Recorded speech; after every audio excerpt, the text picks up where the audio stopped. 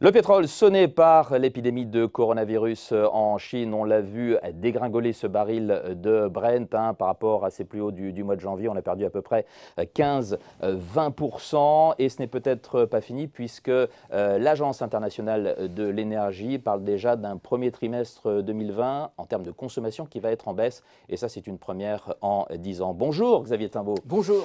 Directeur principal à l'OFCE, merci d'être en notre compagnie pour parler justement de ce qui se passe sur le pétrole. Une telle dégringolade du baril de brut, c'est vraiment le signe que ça va très mal en Chine? Alors, c'est le signe que ça va très mal en Chine et que, en fait, les mesures de confinement qui sont prises sont en train d'avoir un impact à la fois sur les chaînes de production et puis sur aussi un secteur très important, en particulier pour la demande de pétrole, qui est le secteur du tourisme. Donc ce n'est pas seulement l'usine du monde qu'est la Chine, qui du coup eh bien, réduit sa consommation de pétrole avec ce qui se passe, puisque pratiquement tout est à l'arrêt, c'est aussi la consommation privée, d'une certaine façon. C'est peut-être même plus la consommation privée, au Oui. moins pour le moment, que l'usine du monde. Le déclenchement des mesures de confinement a coïncidé avec les congés du Nouvel An chinois. Donc les entreprises avaient déjà intégré ou programmé des fermetures annuelles à ce moment-là. Donc la réouverture des chaînes de production s'est faite, c'est pas encore faite d'ailleurs dans certains cas, mais c'est fait avec un décalage et avec une certaine incertitude. Mais disons que une partie de l'arrêt était déjà programmée et donc traitée par des stocks. Voilà. Donc ça a eu, à mon avis, peu d'impact, mais on va commencer à avoir des impacts aujourd'hui. La Chine est dans un état très particulier aujourd'hui, avec une peur panique autour du coronavirus, avec des mesures de confinement, avec des mesures très strictes dans la façon dont les gens circulent, interagissent.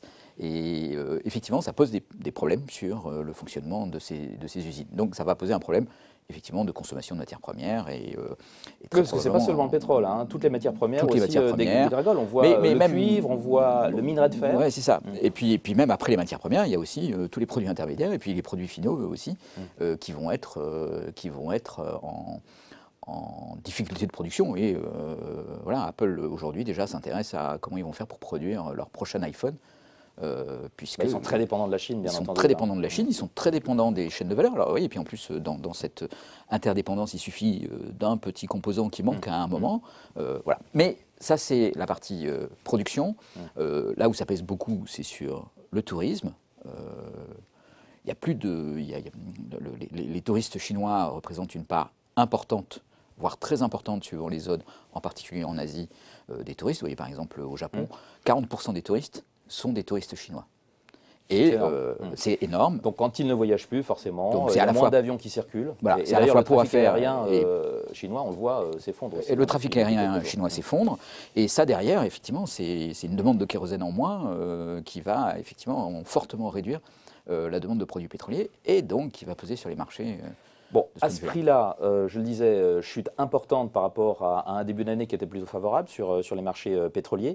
On est aux alentours de 57 $ le baril. C'est préoccupant pour les producteurs à ce prix-là?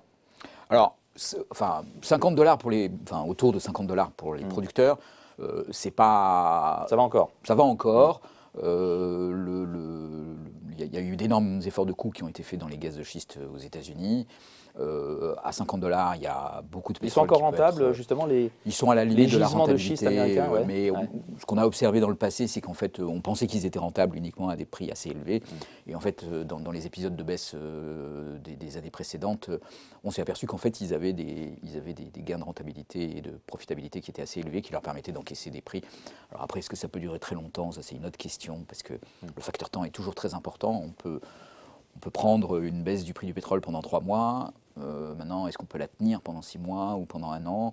Est-ce que c'est supportable une telle dégringolade pendant 3 mois? Ça semble difficile quand même. On n'a aucun repère on n'a aucun repère, mais c'est sûr pour la fin de cette épidémie. C'est sûr qu'elle n'était pas anticipée. Et donc, voilà. Alors après, un accident pendant 3 mois sur les prix, c'est pas forcément une catastrophe sur la rentabilité. Vous dites que c'est un accident, en fait. C'est un accident sur les prix, en tout cas. Ouais. Mais les mesures de confinement, elles sont susceptibles de durer. Je veux dire, elles peuvent durer. En fait, ce qu'on découvre aujourd'hui sur l'épidémiologie du virus est qu'il est quand même il se diffuse assez rapidement, avec un taux de contagion qui est assez élevé. Il a une mortalité qui est élevée, donc il est très effrayant. Et pour le moment, on n'a pas de solution. Et on n'aura pas de vaccin avant plusieurs trimestres.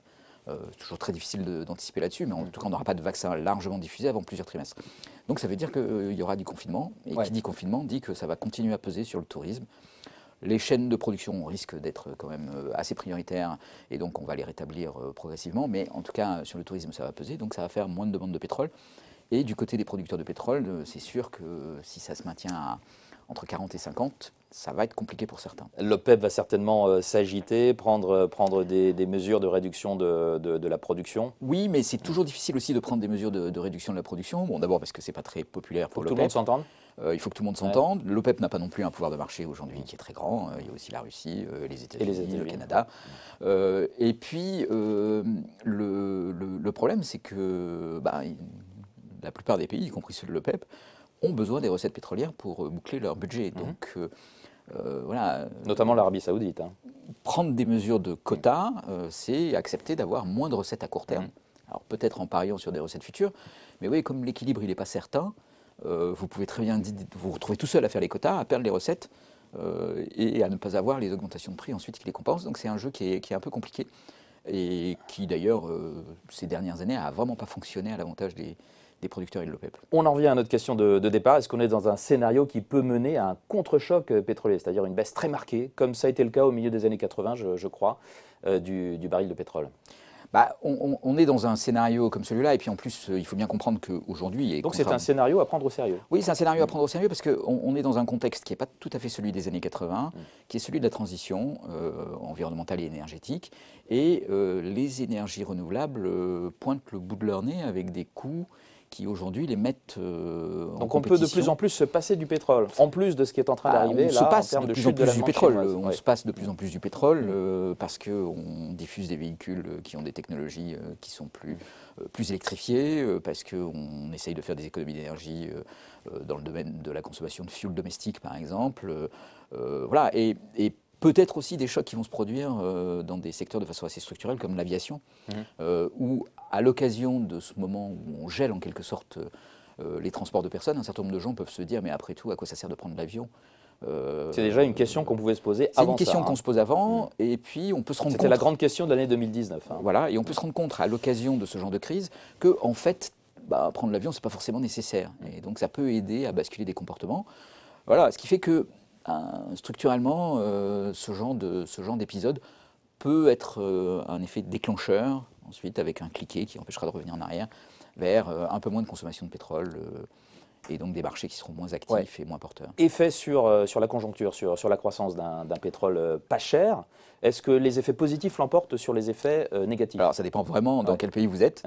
Bon, indépendamment des pays producteurs, indépendamment des États-Unis qui est aussi un pays producteur, mais de ceux qui ne font que ça. Ça dépend à la fois du pays dans lequel vous êtes. Alors évidemment, dans les pays producteurs, c'est source de crise, puisque généralement ça se traduit par une crise budgétaire, beaucoup moins de recettes qui viennent du pétrole et qui alimentent l'économie. Mais pour le monde occidental? Alors pour le monde occidental qui est plutôt consommateur de pétrole, c'est plutôt une bonne nouvelle, parce que l'effet, on paye moins cher et on importe moins de pétrole, l'emporte largement sur les effets sectoriels qui peuvent se produire. Vous voyez, par exemple, quand il y a une baisse du prix du pétrole, le secteur du luxe s'en porte un peu moins bien, le secteur de l'armement s'en porte un peu moins bien, parce que ces devises pétrolières, elles se réinvestissent se dépensent dans ces secteurs-là. Donc ça a un petit effet de retour négatif de ce point de vue-là.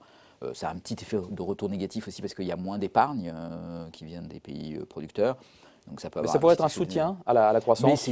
En zone euro, par exemple. En zone euro, c'est définitivement un soutien à la croissance. Zone euro qu'on a bien besoin, quand on voit l'Allemagne qui flanche, la France qui est assez atone. Tout à fait. Et on peut attendre de 10 dollars de pétrole en moins, quelques dixièmes de points de croissance en plus. Donc c'est pas du tout négligeable dans le contexte où on est. Donc la crise du coronavirus 0,2, 0,3. nous fait perdre 0,1, c'est ce que dit Bercy, on ne sait pas très bien encore combien mais nous fait perdre, parce que l'effet sur le tourisme... Un pétrole pas cher peut nous faire gagner plus. Oui, mais l'effet sur le tourisme et sur les chaînes de production peut être quand même extrêmement violent.